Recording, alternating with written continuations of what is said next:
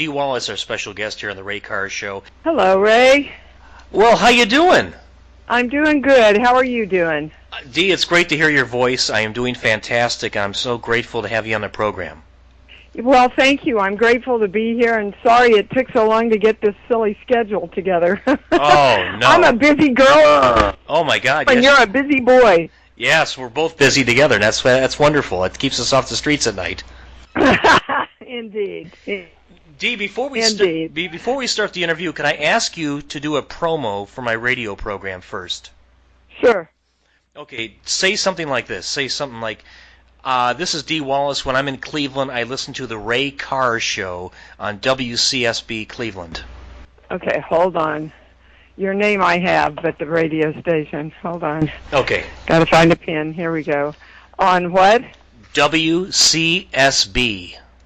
And that's in Cleveland. Yeah. Okay. Are you ready? Yep. Okay. Go. Hi, this is Dee Wallace, and when I'm in Cleveland, I listen to the Ray Carr Show on WCSB. Beautiful. Thank you, Dee. You're welcome.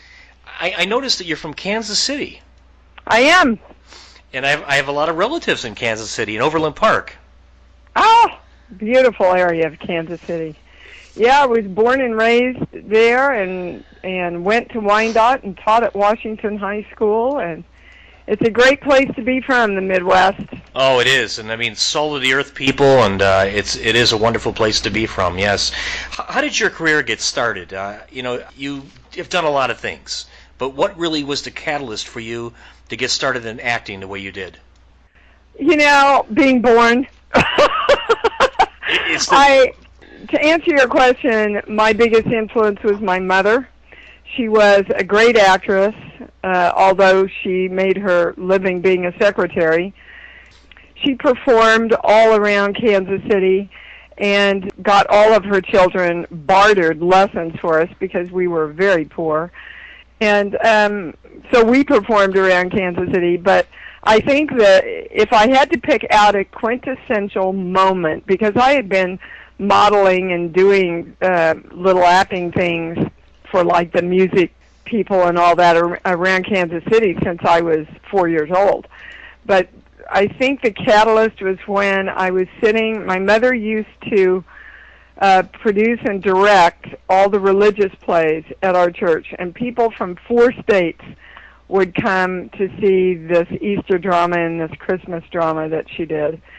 And I remember sitting in the audience looking around at all this packed house of people crying, watching what my mother had done or watching her give the 30-minute reading of the crucifixion. And I went, oh, I want to do this. I want to touch people like this. I want to do what my mommy's doing. So I think I was born into it. And moments like that solidified it, and the world kind of opened up and guided me, really. Never left Kansas, till I was like 27 years old, and went to New York by myself, and I just knew I wanted to act, and I met people at auditions, and I met people in coffee shops, and I met people at parties, and it's like the universe just said, okay, yeah. Dee, go here. Okay, we'll come here now. Okay, we'll go over there now. And in 2 years, in 1 year, at the end of 1 year, I had like $4.20 left to my name, and I booked my first national commercial and made $20,000. And, wow. Boy, I was hooked on commercials, let me tell you. I mean, very lucrative. I was hooked on commercials. I don't blame you. Dee Wallace, our special guest here on the Ray Carr Show. What kind of commercials did you do? Oh, you name it. I did United Airlines. I did Folgers Coffee. I've done over 400 commercials in the span of my 40-year career. Goodness. And I just have a new one coming out. I haven't done any for a long time, but I did a commercial over the holidays for Fidelity Investments with my daughter. It was a mother-daughter commercial, and she plays the younger me. It follows this woman's life and the importance of her investments over her lifetime.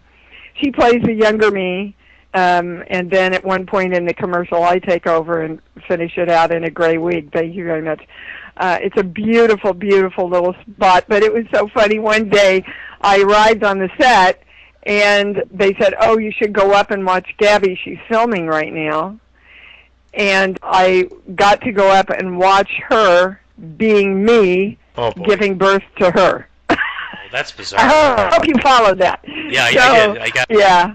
And we also have a great little film coming out that's actually going to premiere at the Sands Casino back in Bethlehem, Pennsylvania, where it was produced and shot back in Pennsylvania.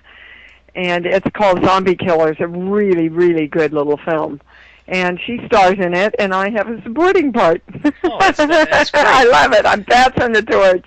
Yes, Dee, that's great. And you've done so much television and so many movies. It's hard to really know where to start with this, but the television began for you. What was your first TV show? My very first TV show was a rape victim on the streets of San Francisco. Oh, with Carl Malden. Yeah. Wow. And one of my friends from New York was out here, and he was friends with the director, and he said, "God, you know, it's a small part, but I need a really, really good actress. Do you know anybody?" And I had just gotten out here, and he recommended me. And then I got him with my commercial agent because he couldn't, you know. Right. That's the way we did it in New York. I found not so much out in L.A. People aren't quite so willing to help each other. But we just always help each other in New York, and I need this and you need that. How can we help each other, you know? Exactly. So that was the beginning, and then I did a spot on Lucas Tanner. I remember that show. And I got that actually because I baked cookies and wrapped them up and went to the gate and said I was a delivery person and I had deliveries. So they let me on the lot, and I went from casting director to casting director taking them these cookies, and I got to Reuben Cannon, and you know, I say in my book Bright Light, I guess he liked cookies too because he invited me in, and while I was there talking to him, he got a call from the set that the girl playing the waitress was sick and couldn't show up. And he looked at me and said, "What size do you wear?" And I said, "What size do you need? I'll fit into it." Oh, good answer. And that's how, yeah, well, you know, that's what I mean. When you're really clear about what you want, the universe creates it for you in the most bizarre ways. And that's certainly true. Now, listen, I mean, you've done some great movie roles as well as TV roles, but the one that a lot of people remember you most for is E.T. and Cujo. How do you feel about that? I mean, those are the two major roles that I remember you for, aside from everything else, but those are just... I feel great. I mean, they're both really superb movies, and I'm proud of my performances in both of them. So I feel really, I mean, you know, I am so honored and blessed to have been a part of E.T. and its healing effects on the world. As far as my performances go, my favorite performance is Cujo, because I think I went further than I ever thought I could go emotionally. And so I think those are two really good picks, and I think The Howling is a really close third. And then The Frighteners is a really close fourth. And then I don't know where to put 10 in, because 10 was my first big break with Blake Edwards, whom I adored and so loved, that character of Mary Lewis. So I've just been really blessed to have some awesome movies and some great parts in those movies where, you know, E.T. was kind of a yin and a yang, because before E.T. I played everything. Right. I played, you know, killers and astronauts and psycho women, and then E.T. came out, and it was such a powerful film. And people related so much to Mary that I kind of got, oh, Dee Wallace, let's cast her as the mom. It seemed like a perfect fit. Yeah. Well, yeah, but then, you know, a psycho bitch is a pretty good fit for me, too. Well, as an actress. Right, I understand. I love playing the character roles. I love the arc. I love the emotional stuff. That's why I became an actress, to do all Well, all that of takes a that special great person stuff. to be able to do that kind of a role, because that's not something that's an easy role to play.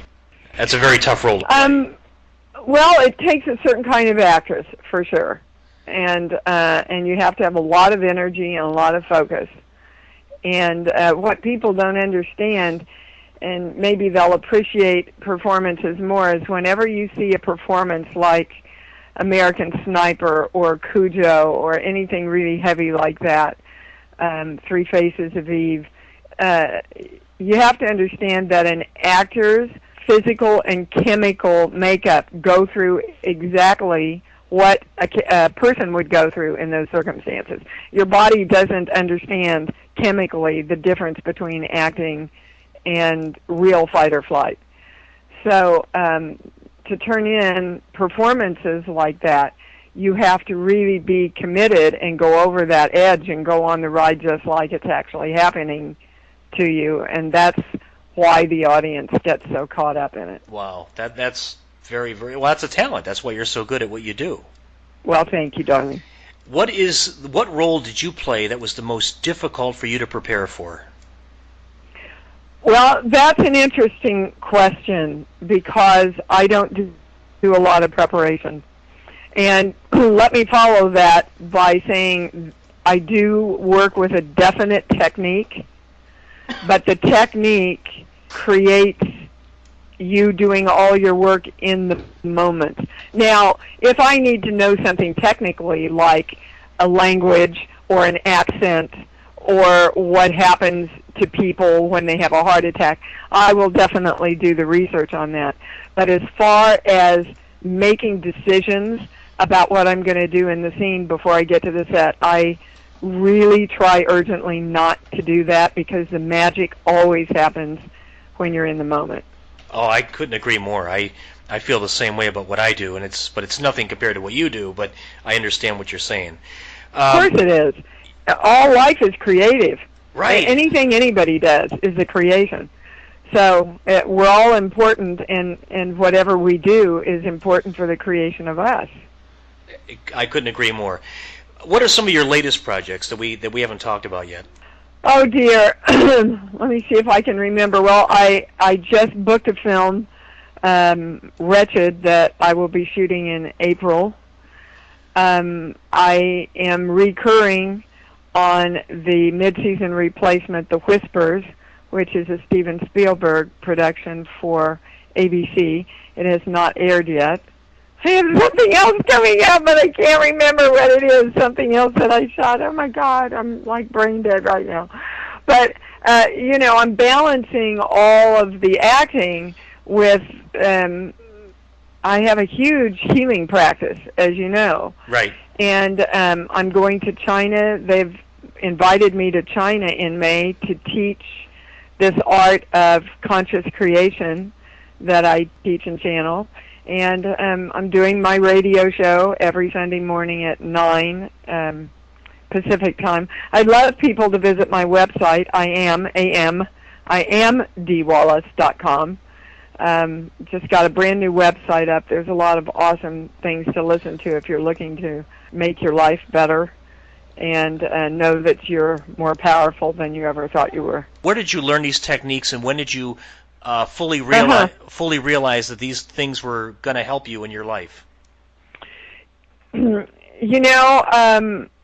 My beloved Christopher, my husband of 18 years, had a heart attack while I was shooting The Frighteners. And he ultimately did not survive. And when I came back from filming, I had come back to be with him, and then he was fine. And I went back, and he passed. And when I came back with my daughter, I just kind of fell to my knees in my dining room and said, I don't want to be this way anymore. I don't want to be angry. I don't want to be a victim. I want my light back. And these were the key words. I want a way we can heal ourselves. There's so many people across this world who don't have a rabbi, don't have a minister, don't have a shrink, don't have a healing guru. How do we heal ourselves? And within seconds, I started receiving channeled information. Now, I would have poo-pooed this before it happened to me, although I have always been of a spiritual nature. So that's really how it happened.